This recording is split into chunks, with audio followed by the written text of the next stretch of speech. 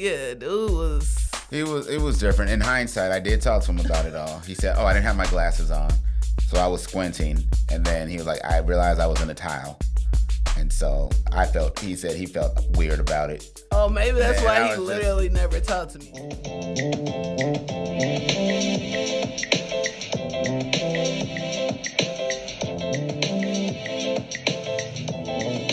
Welcome to the show.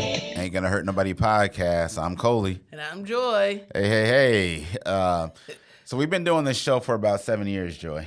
7 years? That's my favorite number. Yeah, 7. Lucky number 7. Number 7. So one of the things, we get a lot of comments saying, man, that's great advice you gave, a great perspective that we've given. But we also have conversations from people, man, like, how do you know so much? Or like, why should we take what you say as the gospel? Oh, that's fair. Okay. So this episode, Joy, how about we take a little bit of time and talk about us? Sure. And some of our adventures. And some of the adventures that some of you might encounter, and if you have the opportunity. Let's talk about the time that we had to relocate. So the story goes back to 2011. Call it the summer 2011. At this point, we had been engaged for about 4 to 6 months at this point. And I got a job opportunity. I had a recruiter call me for a job opportunity with New Era Cap. In my mind, working at a company like that without an MBA, and New Era Cap was located in Buffalo, and it required relocation, 5 days a week in the office, 100% commitment. I thought all of it was a non-starter and something I would never get. Yeah, I mean, when you got the opportunity, I was like excited for you. I was like, right when you first told me about the recruiter, I like knew you were gonna get the job. I just didn't know where it was, and to be honest, I 100% thought Buffalo, New York was much closer to New York City than it is. It's like Buffalo is like 7 or 8 hours from New York City, so let's just start that there. It's like, and it's like, I think when I looked up the stats, once I already lived there, and I looked up the stats, I was like, oh, this is like second to Detroit. And at that time, that's when Detroit was like really going through it. And then I'm from Milwaukee, and it was like lower than Milwaukee. Yes. And I'm not saying Milwaukee is horrible, that's my city, but I'm just saying it had some economic disadvantages there's an economic that affected yes. all races, not just... Yes. It impacted, like, in Wisconsin, some of those challenges are systematic and black people encounter it. But in Buffalo, everybody was going through it. So we get the job, Joy had just moved to Chicago maybe the year before, a little bit over a year. August of 2010, I moved to Chicago. Went from Milwaukee to Chicago, and now I'm going to ask you to pick up and go to Buffalo. Pretty much, it was a year. It was like August 2010, I moved to Chicago. By August 2011, by August of 2012, I was in Buffalo. Yeah. So, one of the things with me, and I don't know if Joy necessarily agreed, but I'm always, with any job, you have to go through a filling out period to make sure, A, the company is what you thought it was. Have to make sure that I'm who I said I was, so like it's a compatibility fit on both sides, but also just making sure that like you like the city, you can figure things out. So I didn't like the idea because we had just got the condo at that point for like 2 years, and I didn't like the idea of like just packing up everything, moving there. You would have no employment right away, and then if my job didn't work out, that would kind of put us in Buffalo with no real opportunity. So, mind you, we were also trying to stack money for a wedding that we had to pay for. So, all of this stuff is working. I said, hey, I'm going to go ahead. I'm going to check this out for 6 months. Once the school year is over, if everything is good, then you should come through. Yeah, I would say that was because it was just like a whirlwind kind of, because I moved to Chicago in August 2010. Then I got an opportunity to go to Africa I was like randomly in Africa from December to like January. Then I came back in February. Then Colie proposed in March on your birthday, March 4th. And then pretty much you started at New Era in September. So And when you were gonna go to new area, it was like I had to now live in Chicago like entirely by myself. I had my older brother here, but I didn't have like a lot of people. My best friend was here, but it still wasn't the same. So I suddenly was like moving somewhere to be with somebody, but then that person was like moving away, and then I had to adjust, and then we were like planning a wedding. Correct. It was like a lot. In hindsight, it was a ton. And then you're trying to save for said wedding as well, right? So we start connecting the dots, you know, so, you know, call it about, you know, 4 or 5 months have passed, and I'm like kicking butt anywhere. I'm doing really well there. I'm feeling confident. I'm making strides. You know, we had just gotten the NFL. So my very first day at New Era, I was literally on the set of our first ever NFL commercial, and I had to that's cool. go pick up athletes. So, I mean, it's beyond this world for me personally. But at the same time, I know Joy and I need to get this wedding plan so I can get my baby with me. And then something happened, as I recall, where we had a venue for our wedding. Then the venue fell through. I think it was just tough planning a wedding because he got the job offer and he was like taking it. Our wedding was supposed to be in October of 2012, but we moved it up to like June of 2012. Correct. And then that impacted the venue, the cost, and then I don't know why the venue just backed out. I think the venue backed out. We were looking basically the standard wedding that you see nowadays in loft spaces. Those were on the newer end of the spectrum in the city like Chicago. An unconventional. So we were going to lofts just to listen and said, "Hey, can we have our wedding here?" We were at it was at an art gallery. It was an art gallery. So like the idea of doing weddings in lofts and art galleries, like as common as it is now, or how many lofts have converted to like wedding spaces, it wasn't as common back in 2011. So we basically had asked for a space. They said yes, and then they just abruptly canceled and sent us our money back. We cannot do this. And so at that point, we had a couple of backup options. And the way I recall, we made the decision just to bump up the wedding, just so once school was over, get the marriage done in the summer, so you could transition to Buffalo and find a job. Yeah, we just thought it would be like so easy for me to find a job. But correct. The one thing in education from state to state, your license doesn't as easily like translate over. There's not always reciprocity. And in hindsight, yeah. I could have worked on that sooner. It was a lot to process in the moment. I think you had a tough job here in Chicago, and I think the excitement of just leaving that job overtook like searching for a new job in New York. If I like, I mean, plus you were trying to plan for a wedding. So. Yeah, it was a lot. It was a lot in hindsight, but I think, you know, you start to get all the pieces. I had to live in temporary housing while in Buffalo. That's a nice way of putting it. Temporary housing. It wasn't corporate temporary housing. It was people I was meeting on Craigslist. It's like when you see those sublet offers on like Craigslist. It was like in the paper. Like that. That's where I found it. So I had a roommate.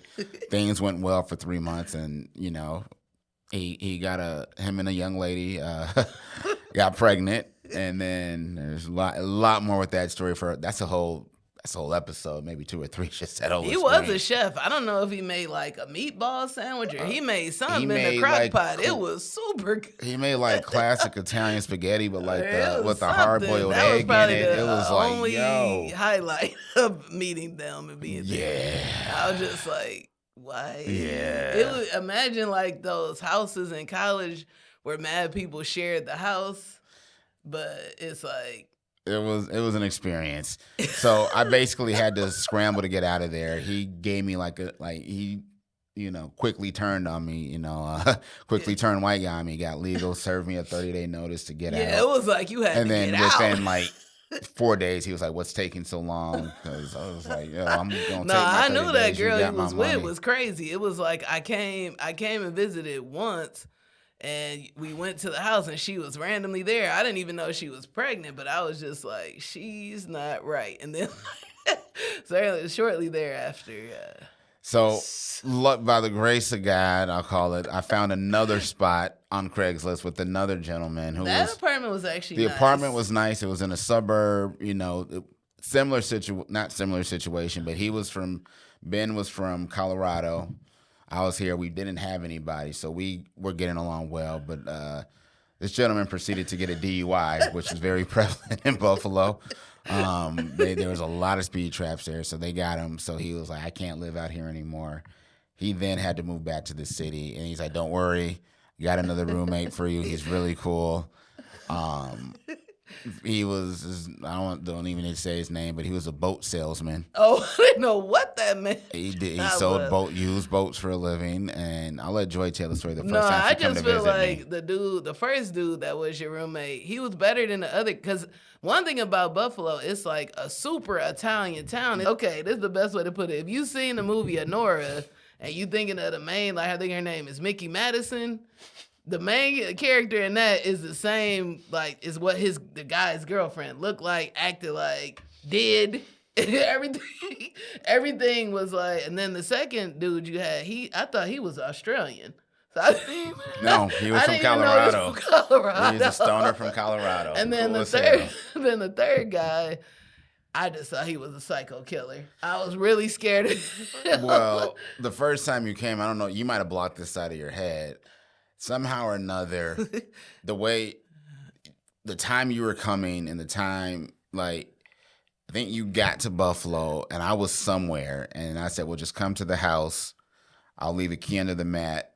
And then my roommate was like, no, don't do that. I'll be here. I'll just let her in. You know, I was like, all right, it should be cool.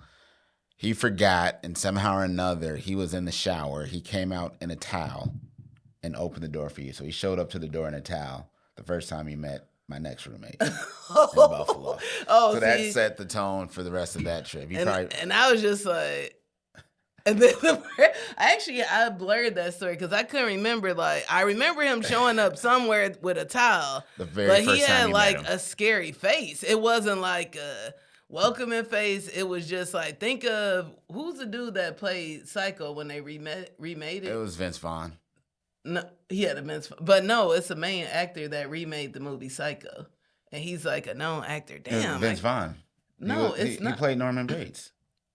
It's not Vince Vaughn. He's like way more attractive. Okay, we'll get to it. We can look it up. We have that technology on this show. He's like a known actor. I don't know if he was in Wolf of Wall Street. I can't think of what. Christian Bale. Oh, that's American Psycho. Oh, American.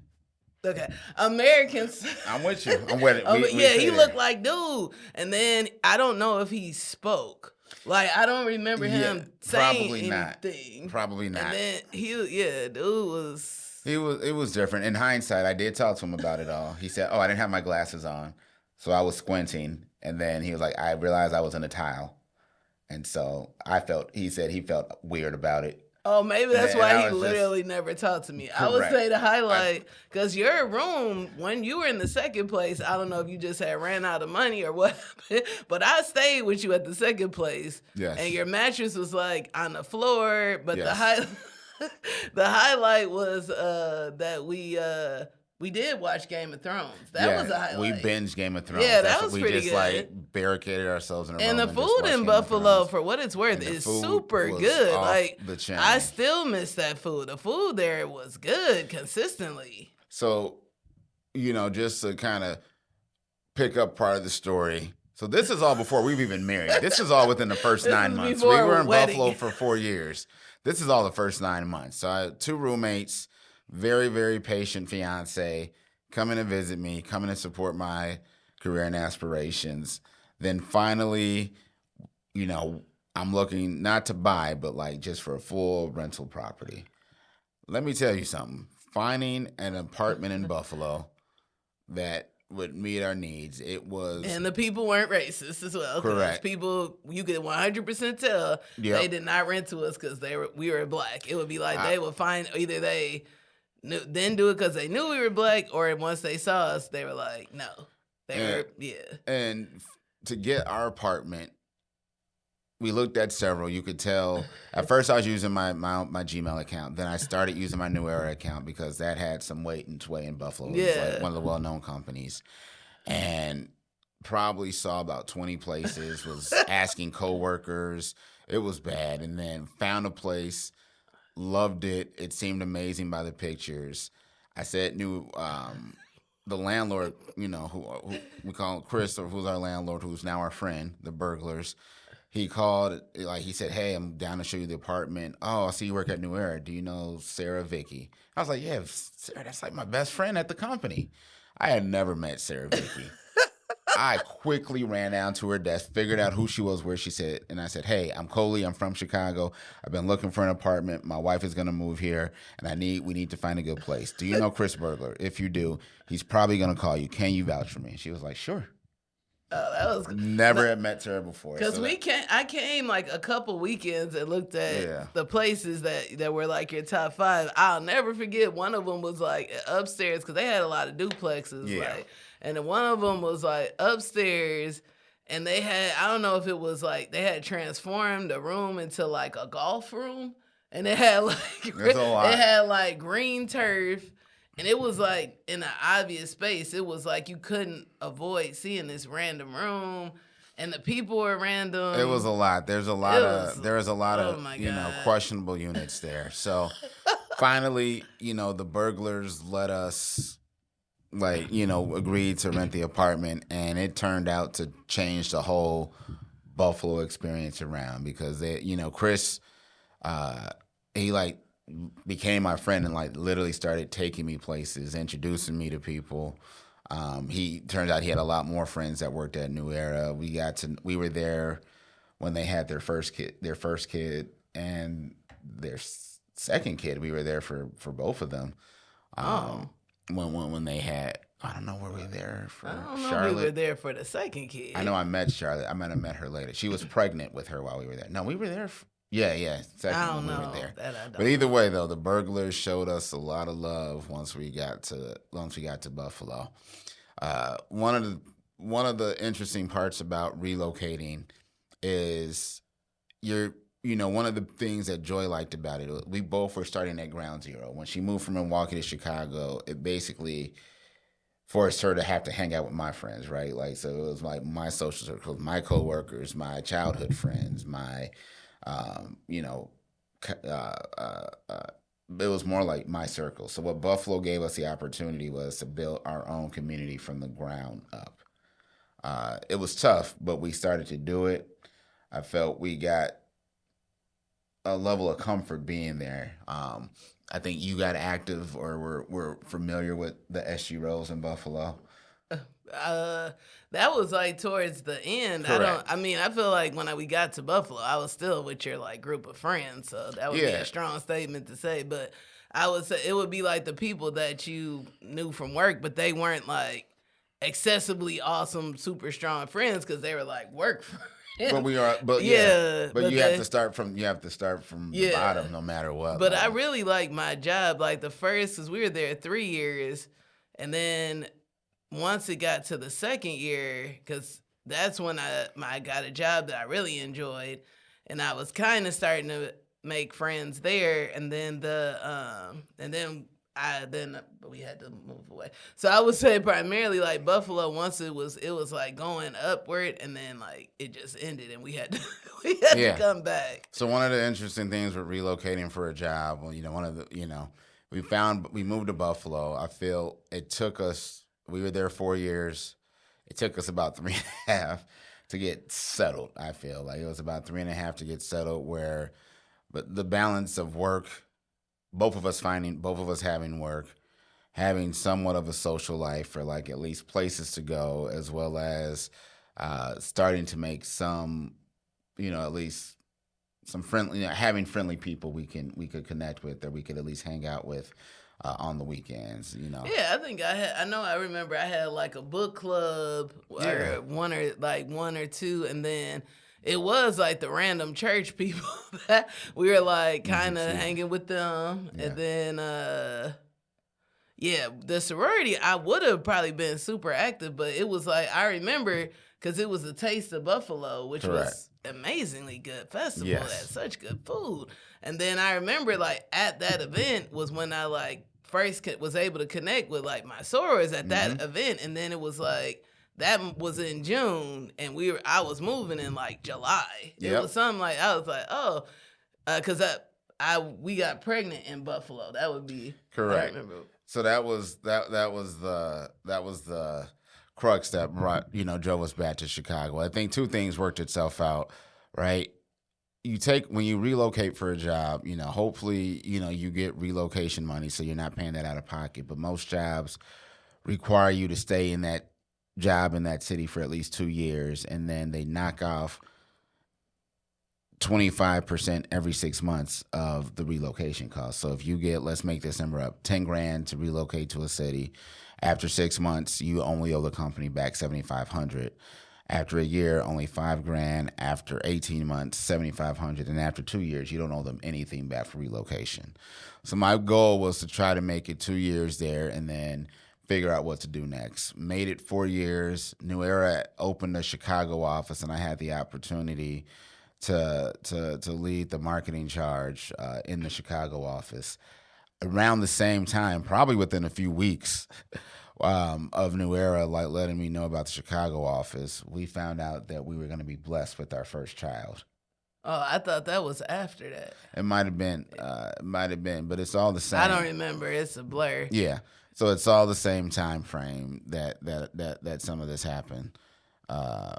That it came together that allowed us to move back to Chicago. So, story kind of went a couple of different places, but I want, a couple things our viewers and listeners to take away. One, when you relocate, it is a massive decision. Like, moving is always ranked one of the most stressful things to do in the world. Moving to a new city where you don't understand that real estate market, you don't have a support system, as well as you're kind of putting yourself out there financially because you're hoping this new opportunity works out, is tough. One of the things that we did, we got married on the 16th, which was a Saturday.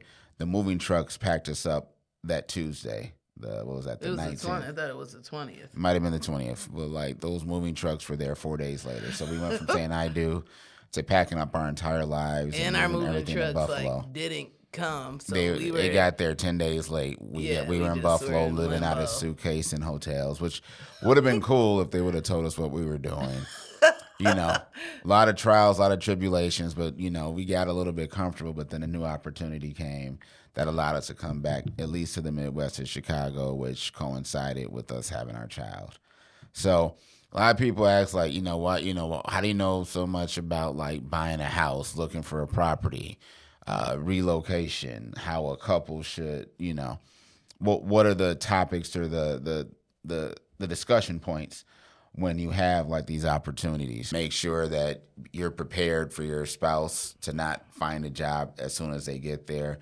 I have heard stories of people taking 2 years to find a job once they get to a city. It pretty much took you almost 18 months to really like get good. Yeah, because I remember I got like the job that I enjoyed like March of 2013. Correct. So it's almost 2 years to like do that. So again, not saying we're experts or professionals, but saying we have an experience that offers a level of knowledge and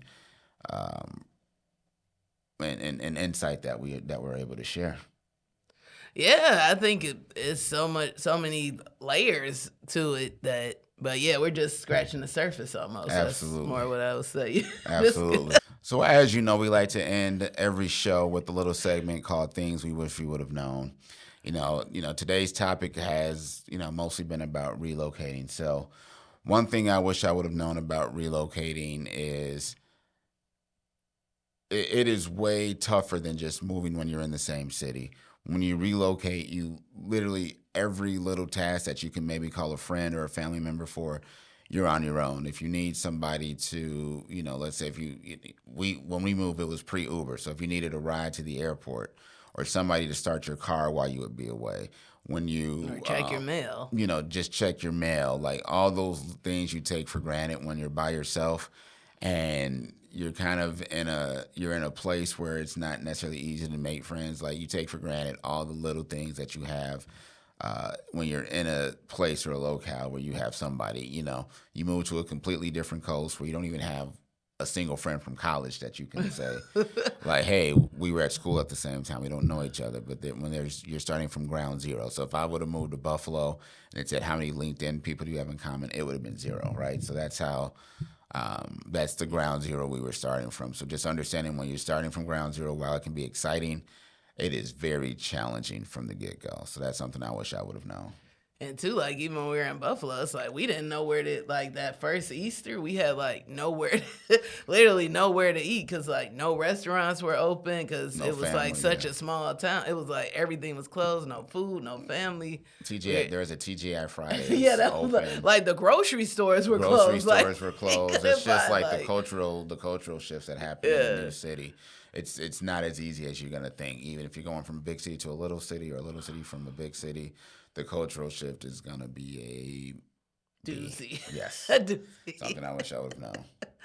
I think something I wish I would have known was just the importance of just, like, pausing. Like, you know, some people could say one person is the gas and somebody needs to be the brakes. And if both people are kind of the gas, I just feel like it can lead to, like, crashes or just, like, things you could have avoided. So, absolutely. not trying to react. It was just like, oh, you got a job, take it. Oh, it was so many, like, reacts. And I know for me, I feel like myself, I suffered, or I wouldn't use the word suffered, but it's just like, oh, I probably would, like, doing it again. I definitely would handle, like, a lot of things, like, differently, because it's a matter, at times in a relationship, you have to sacrifice, but you don't want to, like, sacrifice yourself and then to the point. So it's important to find, like, a balance between the two. And yeah, I just would say, like, you can take two paths. You can react, and then sometimes that can lead you down, like, a kind of a negative path if things start to go wrong. Or you can, like, choose, like, what assumptions am I taking? Like, what can I learn from this? Like, what do I want from this? I feel like that was the question I never asked myself. So I don't want to be like, oh, I'm this resentful random person. I'm not trying to say that, but I feel like I never once paused and was like, what do I want from this?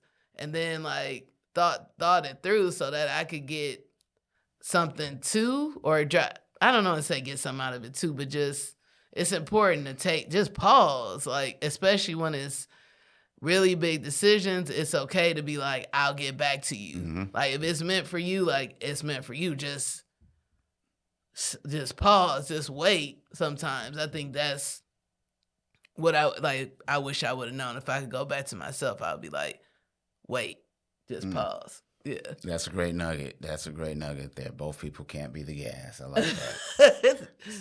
So with that, ladies and gentlemen, that's our show. Ain't Gonna Hurt Nobody podcast, and we out. Peace.